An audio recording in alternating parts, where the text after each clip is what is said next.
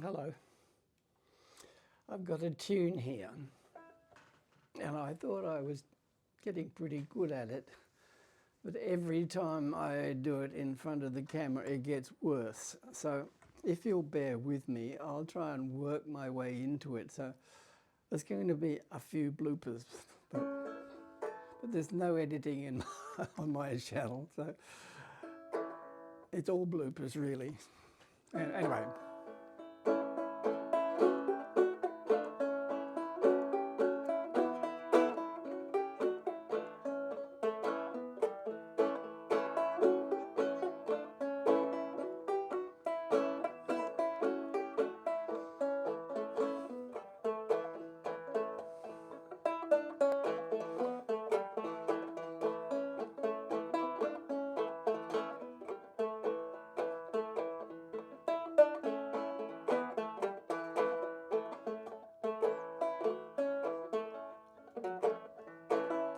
All right, let's have another go. Please, let me have another go. Yeah. I'll try a bit faster.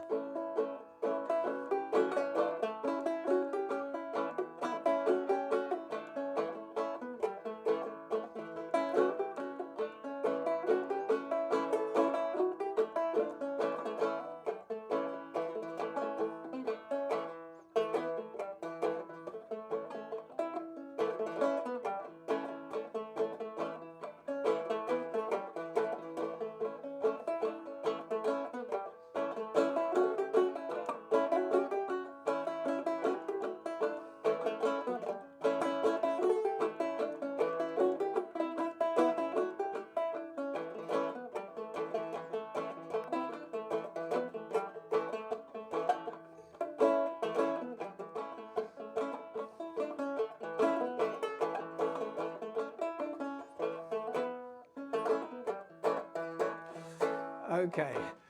I'm sorry about that, but I'm not sorry at all, really, because it's going to help me make a point. That's a tune called Old Joe Clark. And it's got two lives, because it's also a song called Old Joe Clark. As a tune, it's a well-known dance tune, often referred to as a fiddle tune, and usually played in the key of A, and rather fast. As a song, it has to go a bit slower so you can fit the words in. It's still a very happy tune, but it's also, in my case at least, it has to be sung in a different key because A is too high for me. So that I was playing in the key of A to show you what it's like, well, to give you a rough idea of what it might be like as a fiddle tune, a dance tune. And because it's in the key of A and I'm lazy, I played my Tanglewood travel banjo, which is smaller than my other banjos, because on it, since the neck is shorter, I can put on standard banjo strings, and then tighten them up, those extra couple of notches, to go from standard G tuning, which is the fallback, to an A tuning, so that I could, if I wanted to, play along with a fiddler. Yeah, and so that was what I was doing. But while I've got this banjo in front of you, I'd draw your attention to that bridge. What's wrong with it? It's crooked. Well, the thing about banjos is that if you want to play up the neck, instead of just playing down here, play up here somewhere, and you want it to sound in tune up the neck, then you've got to set the bridge. It's movable, the bridge, right? So you've got to set the bridge fairly accurately so that when you play an open note and then you play at the 12th fret, that you get the exactly an octave higher than the open string. And you can do that by adjusting the length from fret 12 to the bridge. So that just means shifting the bridge one way or the other until that second note is exactly the same note as before, only an octave higher. That's fine.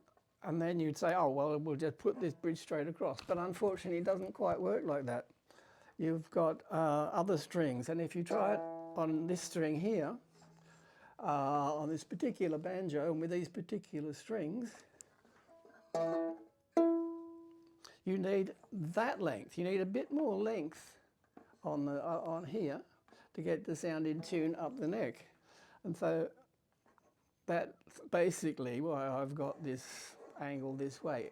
It's always a little bit of a compromise. Some people use fancy bridges with curves in and different heights and stuff, because it's quite possible you can get both of these in tune and still have one or the other slightly out of tune.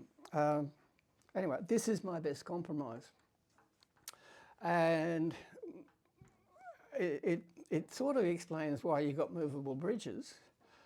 But the fact that you've got a movable bridge means that it can move. And so every so often you have to recheck your intonation is okay.